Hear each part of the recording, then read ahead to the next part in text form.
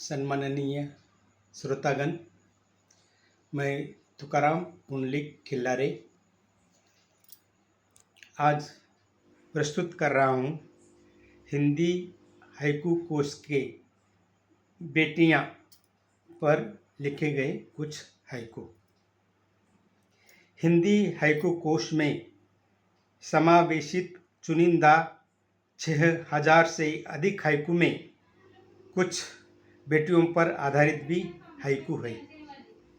इसी से 25 हाइकू मैं ले आया हूँ।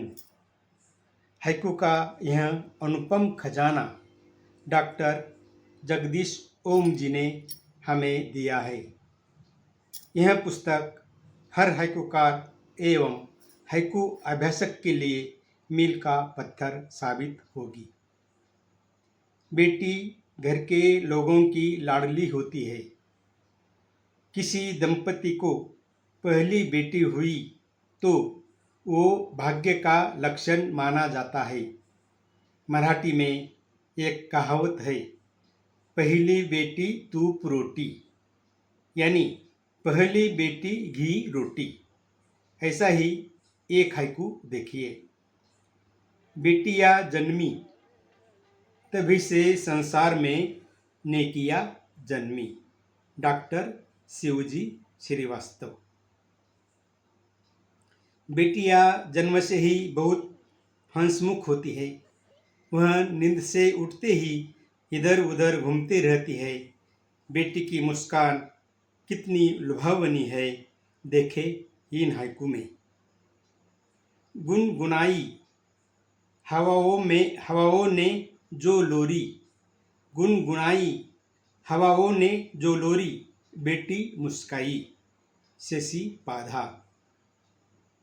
मिटा देती है माँ की सारी थकान, बेटे की हंसी। इप्सा यादव। हंसती बेटी बिखरती सुगंध, घर आंगन। सत्या शर्मा कीर्ति।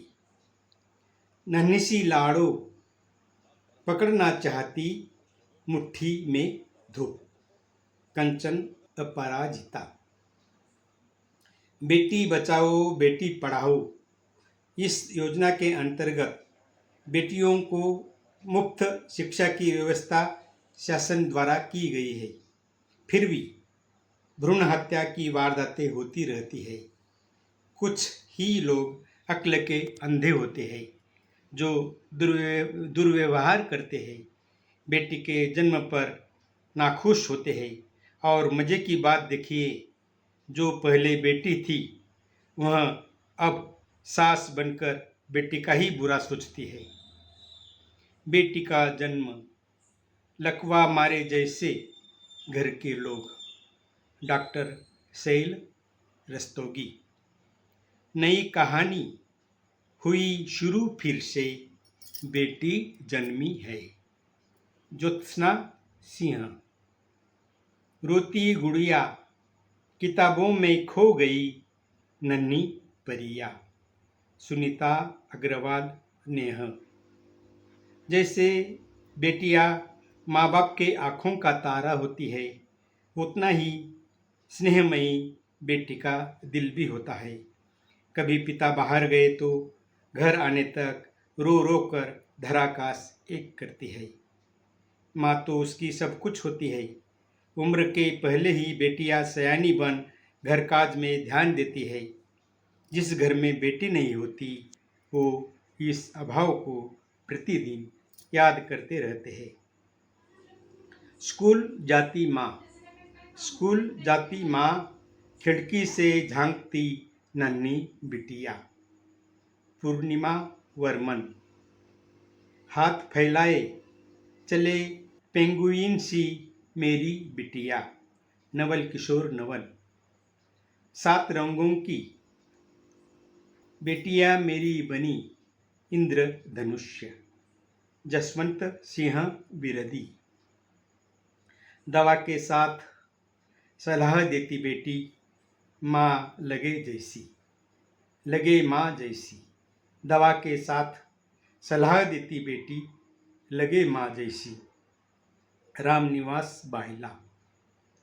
देख गरीबी अच्छे नहीं खिलौने, बिटिया बोली। साकेत कुमार सेन। बेटों की तरह बेटियां भी हर क्षेत्र में उन्नति के शिखर पर है। राष्ट्रपति, प्रधानमंत्री या कलेक्टर, डॉक्टर क्या नहीं है बेटी। इतनी बड़ी अधिकारी होकर भी वो बेटी का कर्तव्य नहीं भूलती। ऐसे बड़े पद के बेटे माँ बाप को पहचानते ही नहीं। ऐसी बहुत सारी घटनाएं दिखाई देती है। कितनी भी उड़ान क्यों न ले, लड़की के पांव भू पर ही रहते हैं। काट बेड़िया बेटी भरे उड़ान, बढ़ा दे मान। प्रवीण मलिक। रस्सी टापते उछली वो लड़की, हुआ आकाश हरे राम समीप। गत्ते का घर, छत पर तिरंगा लगाती बेटी बच्ची, अनंत पुरोहित अनंत। कितनी भी बड़ी मुसीबत आए, बेटी उसका मुकाबला बड़े धैर्य से करती है। बाहरी समाज से ही नहीं, घर में भी कभी कभी उसकी प्रताड़ना होती रहती है। सारा दुख अपने दिल में छुपाकर चेहरे पर हंसी कैसे दिखाना, यह अनोखी कला हम बेटियों से सीख सकते हैं। गोधुली वेला गजरा बेच रही दिव्यांग बाला, सविता बरई वीना। हॉस्टल पथ, बेटी की कुर्ती पर उड़ते पंछी, सुनीता अग्रवाल नेहा। बांटते बेटे जमीन जायदाद, बेटिया दर्द, घनश्याम नाथ कच्छावा। रोबोट बनी गरीब की लड़की बड़े घर में, पुष्पा सिंघी। कुछ माँ बाप ऐसे भी होते हैं, कुछ माँ बाप ऐसे भी होते हैं जो बेटी के जन्म पर खुश नहीं होते।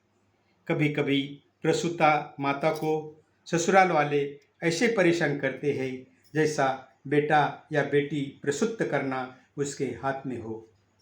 बेटी को शादी के बाद ससुराल जाना पड़ता है। क्या यही वजह इस त्रासदी के पीछे है? या शादी करके बेटी का नाम बदल जाता है, ये भी कारण है? यह सोच बेकार की है, क्योंकि कोई कहाँ भी रहे, कुछ घंटों की यात्रा करके इच्छित स्थान पर पहुंच सकते हैं। रही बात नाम की या वंश चलाने की, यह तो एक अंधश्रद्धा ही है। आदमी एक बार कालवश हो गया तो उसके पीछे उसका कुछ भी नहीं रहता। मरने वाले के पीछे सारा धन संचय कूड़े कचरे के समान है। बेटियों को इस नजरिए से देखना सरासर गलत बात है। बेटी ने झेली कोख से कब्र तक अनंत पीड़ा। Doctor Surajmani Stella Kujur. भाई को लाने बेटी को भेजा स्वर्ग, माता पिता ने। दिनेश चंद्र पांडेय। बाल विधवा अकेली मोमबत्ती जली पिघली, नीलमेंदु सागर। बेटी का ब्याह तो एक आंख से हंसना और एक से रोना है।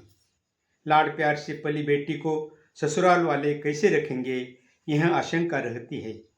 किंतु यह विचार बेटी के मुंह से आता है, वास्तव में ऐसा कुछ भी नहीं रहता। जरूर कभी कभार विपरीत घटनाएं दिखाई देती है, लेकिन नहीं के बराबर। आजकल तो विदाई के समय कैसे रोए, इसका भी प्रशिक्षण दिया जा रहा है। बिंदी सिंदूर लो हो गई बिटिया ख्वाबों से दूर, सुशीला शील राणा। रातें कटती मगर बेटियों सी लंबी दिखती, द्विजेंद्र शर्मा। हिंदू हाइकू कोश में समाये गए विषय बहुत सारे हैं। एक लेख में सभी विषय लिए तो अच्छे हाइकू भी छूट सकते हैं। यह ध्यान में रखकर ऐसे छोटे परिचय की श्रृंखला के अंतर्गत मैं अच्छे हाइकू आपके सामने लाने की कोशिश कर रहा हूँ। मेरा यह उपक्रम आपको कैसे लगा ज़रूर बताइएगा।